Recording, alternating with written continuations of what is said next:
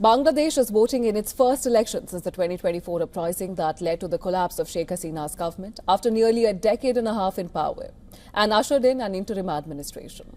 Now, with Awami League barred from contesting, there are two major political forces who are vying for victory in these elections. The first is BNP, led by former Prime Minister Khaleda Zia's son Tariq Rahman, and the second is the coalition of Islamist parties led by Jamaat-e-Islami. Opinion polls vary widely, though most give BNP the clear lead, with some suggesting a knife-edge race here. Over 127 million voters are casting ballots to elect 300 lawmakers directly. With a further 50 women chosen from the party list, a total of 2,034 candidates are contesting the election. Voting is being conducted across 43,000 polling centres, housing approximately 260,000 polling booths.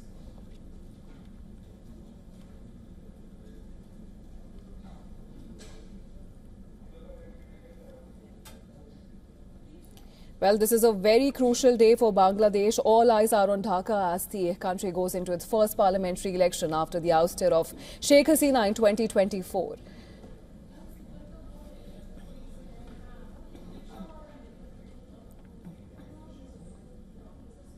And to discuss more, we're now being joined by Dr. Devapriya Bhattacharya. He's a distinguished fellow, Centre for Policy Dialogue, Dhaka. Thank you so much, sir, for joining us on the broadcast. Good morning. Good morning, Dr. Bhattacharya. How consequential do you think is this election in resetting Bangladesh's political order, given that it is the first parliamentary election since Sheikh Hasina's ouster and also the ban on the Awami League?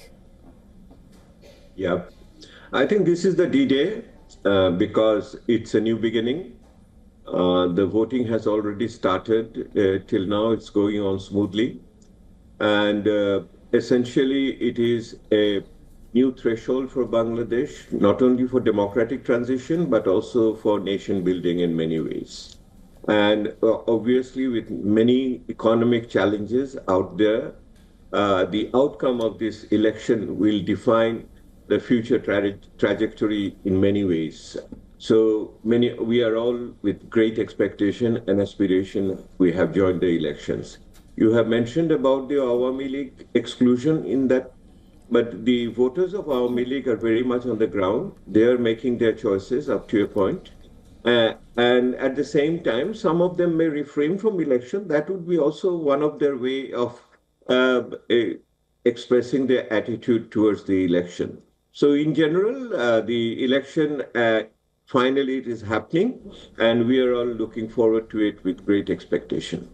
Right, Dr. Bhattacharya, and to get us the pulse of the people on the ground, we have our Assistant Editor for Foreign Affairs, Siddhant Sibal, on the ground in Dhaka right now. Siddhant, what is the mood like on the ground? And as even Dr. Bhattacharya has very rightly mentioned, that the outcome is not just going to impact Bangladesh's internal political fabric, but also will have wide-ranging, implications. What are you picking on the ground right now?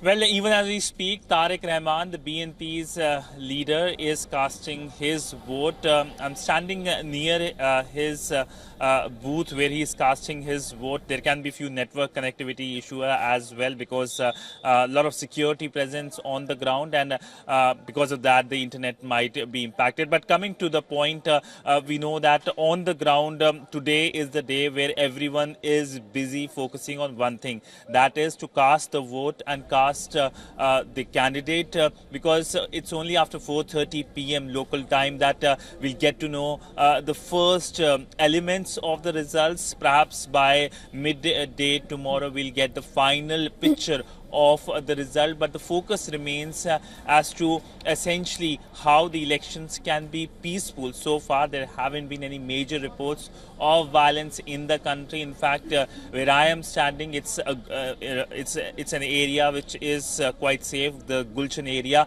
where a lot of media presence is also on the ground. But right, before I'll leave you, I'll ask my camera person to perhaps span and show some visuals of the ground as to how many party workers have gathered, and these party workers are of course are helping many people, the voters who have come here and trying to have their way into the booth.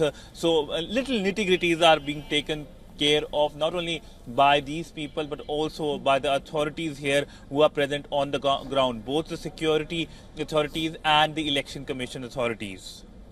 Absolutely. Thanks, Siddhant, for getting us that glimpse. Now, going back to Dr. Bhattacharya, so from the battle of the Begums to the resurgence of the Rahmans, how decisive will the youth vote is going to be in shaping this new political chapter, according to you? No, it's very important because many of the voters will get the chance to vote for the first time. As you may know, the last 3 elections under Sheikh Hasina was a sham in many ways. There were high irregularities in the vote. So the young population which has come through, almost 35 million to 40 million, the new voters over here, they will get a chance to vote for the first time. And the issue is that they have been aspiring for a new settlement, a new political settlement. Unfortunately, the old political settlement is still prevailing.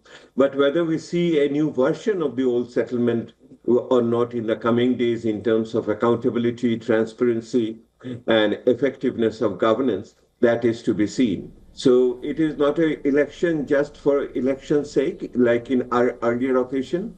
It is much more in the sense that a turnaround in terms of the nation-building process and taking Bangladesh development to the new stage. So there is a great, inspiration and aspiration at the same time in terms of participation of the young voters.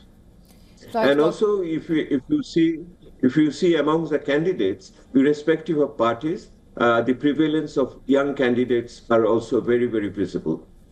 Absolutely, Dr. Bhattacharya. We'll have to see how the outcome addresses the inspiration and the aspirations of millions of Bangladeshis. Thank you so much for joining us on the broadcast and sharing your valuable perspective with us. And also thanks, Siddhant, for getting us all those updates from the ground in Dhaka.